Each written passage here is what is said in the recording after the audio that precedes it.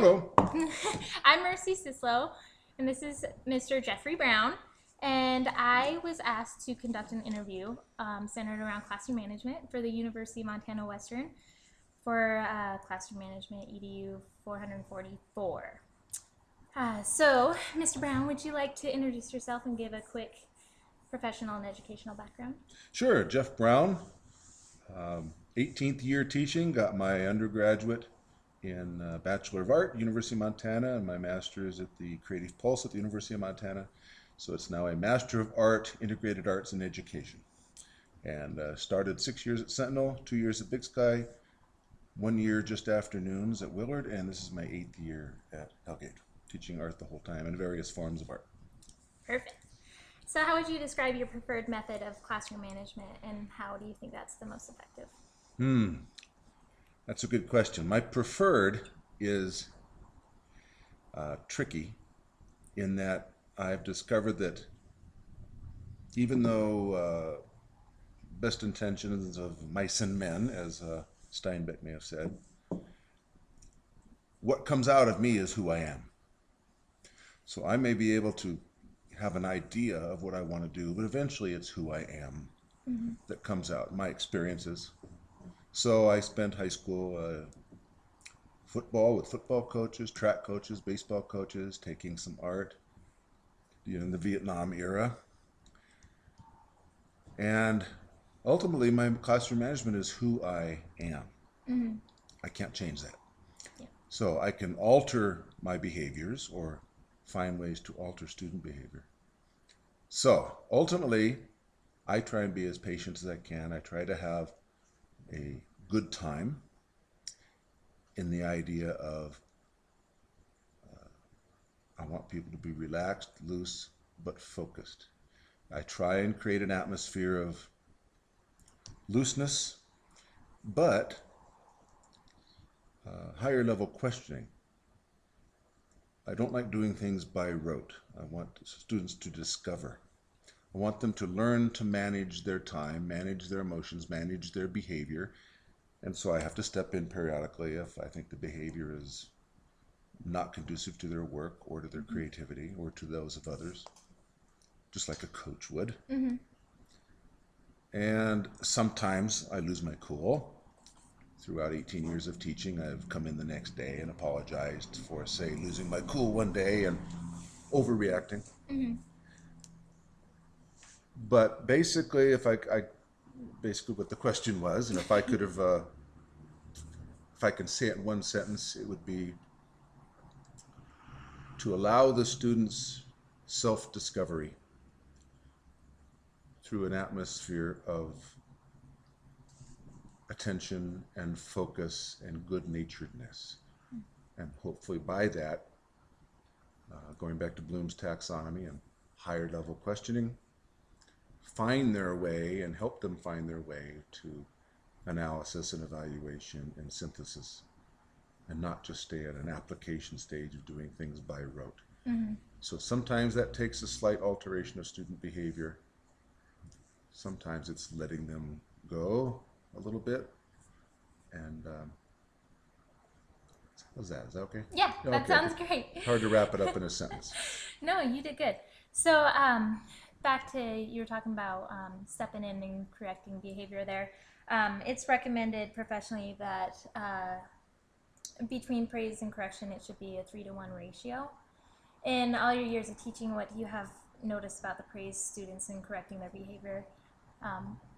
Like how do you step in, and do you prefer that 3-to-1 ratio, or what's your thoughts on that? Well, I don't recall the term 3-to-1 ratio. That may have been part of my curriculum when I went to school. But I presume you mean praise them 3 times to Yeah. one. Oh, yeah. One correction. I think it's much more than that. I bet it's 10-to-1, 20-to-1 for me. Oh, really? That's Yes. good. I even with my classroom rules, I got rid of my rules as far as don't do this, don't do that, don't do that, into respect. We have to learn to respect and be positive, our attitude. So I have never degraded someone's artwork in class.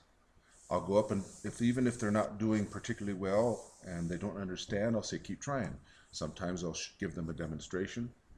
I'm always assessing either by hearing or watching. Sometimes even if they don't know what they're doing, I let them go. Let them get to an end point where they don't know what to do. And then when I show them, that aha moment comes in. That aha moment that they find themselves in is an extremely beneficial point in any line of life. And so I'm always saying, yeah, you're doing fine, you're doing great, keep going, but I don't understand it. If you keep doing this, you will. Remember, do this, and suddenly you'll see how it connects to what we did last time and how it's going to connect to the next. Mm-hmm. So the only time I need to step in with any corrective behavior, it happens a lot at the beginning of class. They want to come in and party. Mm-hmm. Okay, hit the bell. Okay, now remember, you should be focused now. Almost all my corrective behavior is as a class situation where they get a little out of hand. Mm-hmm. Sometimes it's individual and I'll walk up and say something. Occasionally I'll bring them up and I'll say something in class like, hey, you know, oh, okay, sorry, Mr. Brown. Mm-hmm. In the worst case, I'll have to step them out in the hall and talk to them. Mm-hmm. But I'd say it's probably easily 10 to 1 benefit over any kind of behavioral change. That's good. Good students then. Yeah. Yes. So my next question is, consistency is one of the most important aspects of classroom management. So how do you, what's your method of consistency and how do you? I try to be honest where I am. Mm-hmm. If I'm not having a good day, I woke up, I got 3 hours sleep, or something happened the night before, whether it's my mother-in-law who passed away earlier this year, something. I'll come in and say, you know, I'm having a rough day. Mm-hmm. They'll be consistent. If I'm consistent, even if I'm having a rough day, I tell them. If I'm having a great day, they can tell them because I'm telling the worst jokes in the world. They know Mr. Brown's in a good mood.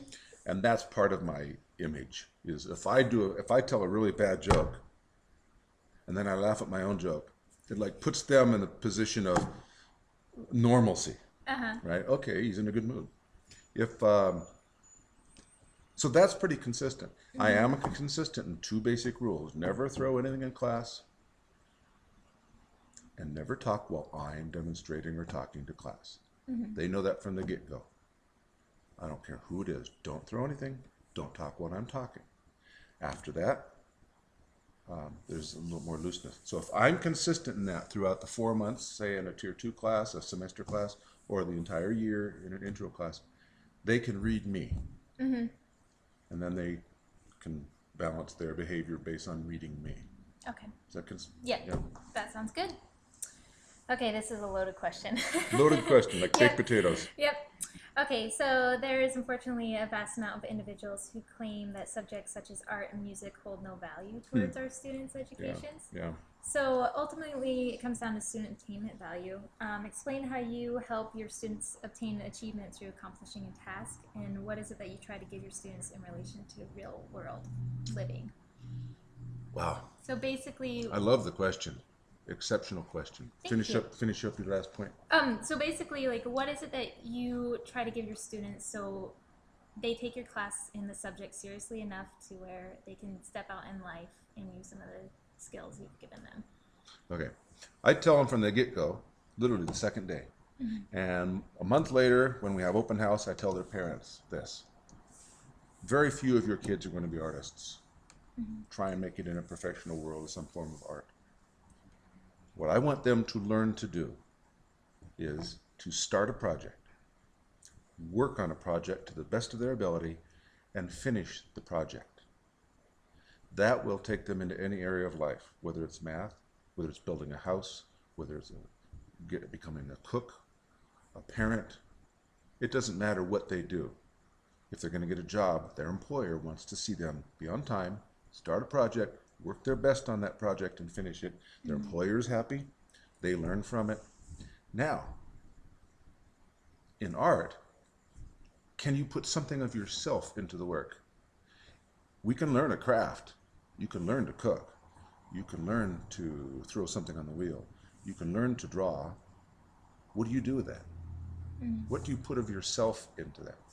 So even if you decide art is not for you, you might decide that by doing the best you could on this painting. I tell them this too. Next time you go to paint your house, you can paint your house. You don't have to hire someone to paint your house. Be confident you can paint your house. You're going to start having children in a few years. Work with your children in a creative fashion. Help them start something, work on it, and finish it. They will grow. It's a creative way of going through life, and most people think creativity, and I say most people, I really believe this, most people think creativity is either something you're born with, or, which is true, everybody can be creative. Yep. Or it's always about expressing some weird idea. No, creativity is finding a solution, is being in a higher level place in yourself where you get beyond just learning something and applying it every day. You now you analyze, why am I doing this? Evaluate, is it right? Is it not right? And then once you get it right, you can synthesize it with something else in your life. This is art. That's why art can be drawing, it can be dance, it can be theater, it can be writing. Art is learning a skill and expressing yourself through that skill. And that can be done in all phases of life. And they know this all year long. I tell them this. And if you are lucky enough to, say, enjoy clay or paint or drawing, and you want to make art the rest of your life, whether you make money at it or not, then you'll beautify your own life, you'll beautify the life of the people around you. Otherwise, just learn to do the best you can. And that's in a creative way. And that, if we could lead a life in a creative fashion and do the best we can, that'd be a heck of a life. Yep. I couldn't have said it better myself. So how do you get students involved in the subject matter? Does that, kind of help them see it in a different manner, and so just like, oh, they're making me take this, like it's an elective I have to take. Yeah. Does that kind of help them, what you just said? Yeah. Get them more? Some people will always feel that. Every year I have a couple of students, either through fear or through their way they were raised, don't get it. And that's okay. So if that's the case, hopefully their 9 months here will be enjoyable. Okay. To get them excited, they see me excited. We learn to walk because we see our parents and our siblings and other people walking on 2 feet, and we start to copy them. We start to emulate them, and we lose our balance. And someone helps us up, and we lose our balance, and we lose our balance, and we fall, and then eventually we get it. We learn to talk by audio processing and start to copy the sounds. Then we associate this sound with that person and response. And it's the same here. They come in and they see me. They can either be afraid of art or love art. They see me come in, draw, make a mistake. I said, wow, I made a mistake. Let me do that again. And they realize it's okay to make mistakes. It's okay to make a mark on paper. It's okay to do this. Mr. Brown's doing it, and he's having a ball. And then other people are doing it, and they're having fun. And so we learn to emulate each other. And I learn from students because yourself included, you're 50 years old, no, maybe not 50 years younger than me, 30-something years younger than me. You have a completely different idea. You've gone through a different generational process than I have. I was around 6 years old when we got our first phone. So these kids are now going through something different than me. I can learn from their energy, from what they're going through in life, and they see that. So it's a kind of a symbiotic relationship. Yes, my age, my experience, my intellect, my emotions get involved. They witness that, and then I respond off of them, and I get excited. And so it becomes a large studio atmosphere. Not just me lecturing and telling them what to do. They're involved. That's how I try and get students, whether they come in excited or not, is just stay involved. And hopefully for a year they'll enjoy the process of being here. That sounds great. So this is the last question, and you kind of actually just touched on this, but I don't know if you want to go more into it. But one of the first things I couldn't help but notice when I came in your classroom was your amount of enthusiasm. Oh, I thought you were going to say the mess. That too. I'm going to have an enthusiastic mess. No, but you show so much enthusiasm towards the subject matter and towards like your students themselves. How do you think this helps your students thrive in the classroom? You kind of just... Yeah, I just tried to touch that, but that is it. Enthusiasm can be contagious. Depression can be contagious. Negative activity is contagious. If we're around something a lot, it tends to affect us. And every one of my students knows that, and I know that about each of the students. Some of them are coming from really wonderful home lives, and parents and friends and coaches, and that are positive in their behavior, so that by the time they get here, they want to pay attention and find out more about stuff. And I get the opposite, I mean. People who come in that don't have access to positive mentorship. So if anything, they come in and I want to create a positive atmosphere that can be contagious. Very seldom does that not affect all of the kids in the class. Usually by the end of the year, even the ones that say, I can't do this, I can't do this, I can't do this, are making things and enjoying the final process. Only seldom do we get that student who's just has such a rough childhood that we're just trying to keep them alive. And that's quite literal. That is literally true. And so we try and keep them alive and find out something they can do in this building, in this community, that they can find some excitement about. You know, it may not be my classroom, and I have to understand that. I can't reach everyone. But I have to create an environment that they can see that it's possible. It's mostly not depressing. It's mostly a wonderful opportunity for almost everyone in this class. And we can all be contagious to each other. You come in here for a week and I feel more excited because you got this energy and I love it. I love it. You know, finally an adult I can talk to in class, right? It's great. Another 14-year-old, no, a 24-year-old person I can talk to. And it's wonderful. So that's why I like having student teachers too. They bring something. They bring an enthusiasm. And if I can create that, the students have enthusiasm when they come in. Yep. Sounds great. Is there anything else you'd like to say about classroom management? Yes, always have coffee. Oh, you didn't need to tell me that. Chai, oranges, a little treat for the student to unexpectedly ask a question and someone gets it, yes, and take out and give them some sweet tarts or something, and then all of a sudden the rest of the students go, hey, wait a minute. Why didn't I answer that question? I could have had some sweet tarts. Keep the students surprised.